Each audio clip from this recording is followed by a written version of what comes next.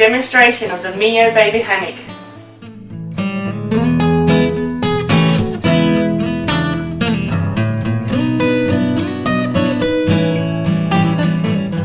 So the first step to make your hammock stand is to take your metal cross connector and your two pieces labelled with C and fit them in like so, making sure that this rubber stopper is at the bottom.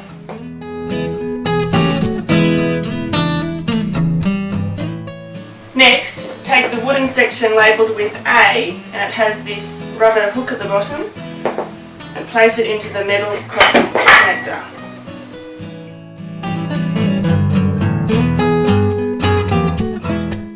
So the next step is to take the piece that's labelled at D at one end and B at the other, and place it into the B end.